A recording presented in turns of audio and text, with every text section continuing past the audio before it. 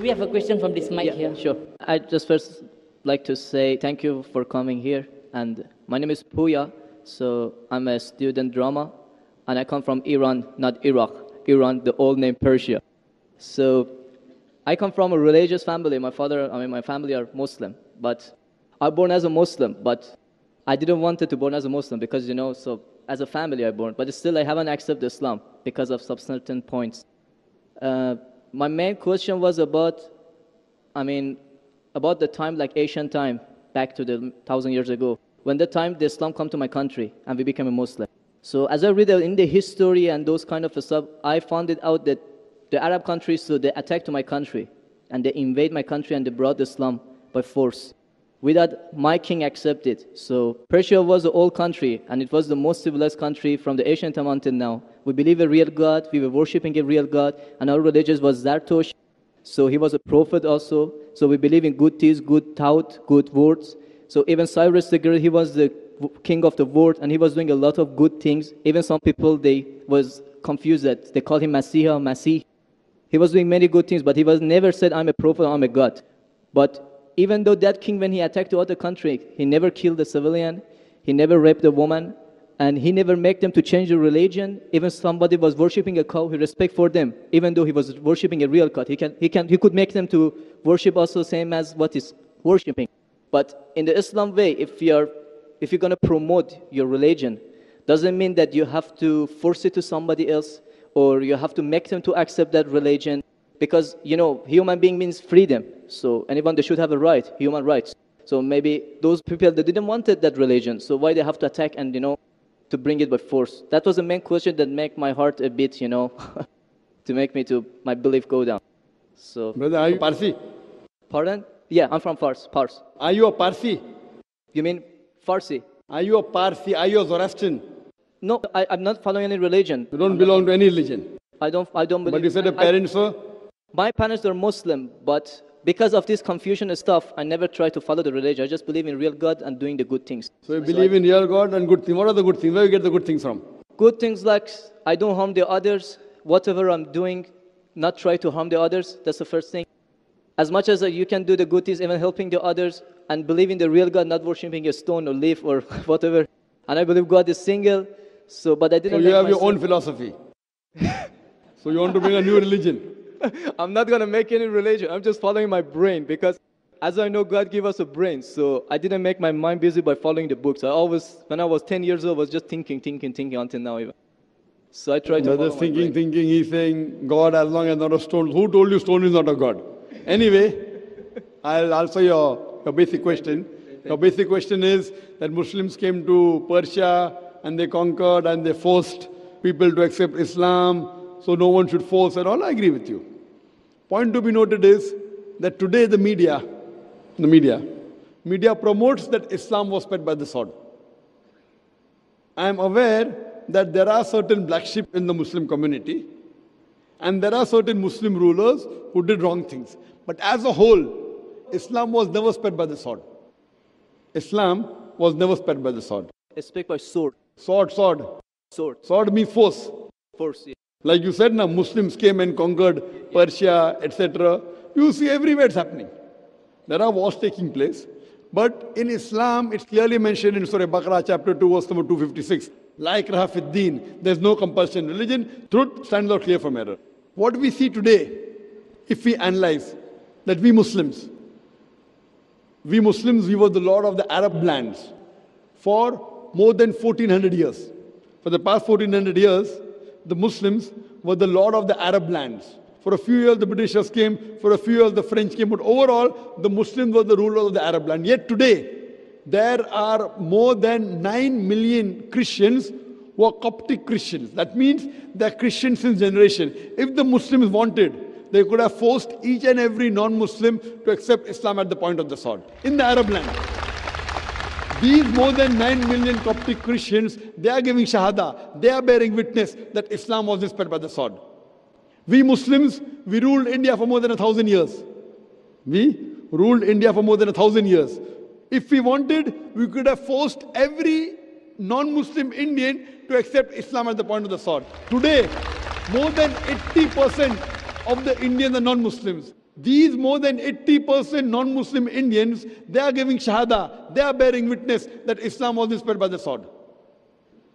Which Muslim army has come to Indonesia? Indonesia today has the largest number of Muslims in any country, more than 200 million Muslims. In Malaysia, more than 55% of the citizens of Malaysia are Muslim. I am asking you, which Muslim army came to Malaysia? Your country, which Muslim army came? Which Muslim army went to the east coast of Africa? It was the business, it was the traders. When they came here, people accepted this religion. It is the media hype which talks about Islam was spread by the sword. Yes, there were a few people.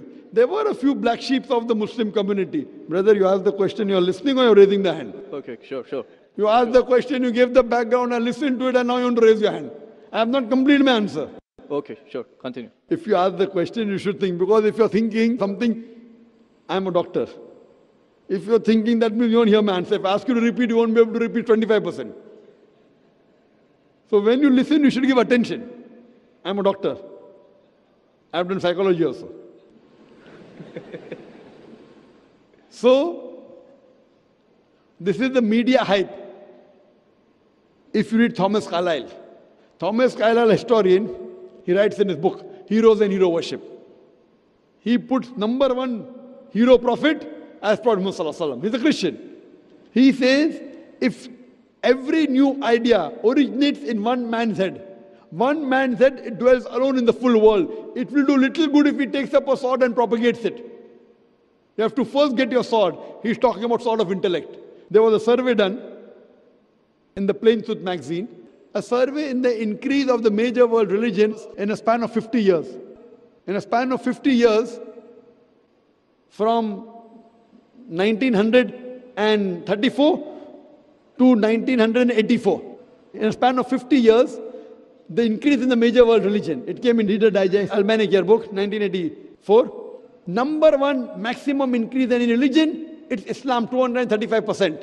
Christianity, only 47%. I am asking you, which war took place between 1934 and 1984, which forced the non-Muslim to accept Islam? Which war?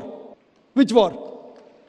Today, leave aside the past. Today, the fastest growing religion in America is Islam. The fastest growing religion in Europe is Islam. I am asking you, who's forcing the Americans to accept Islam? Who's forcing the Europeans to accept Islam? You were not there born. Were you present in the past? Arabs came to my land and forced. Where were you present?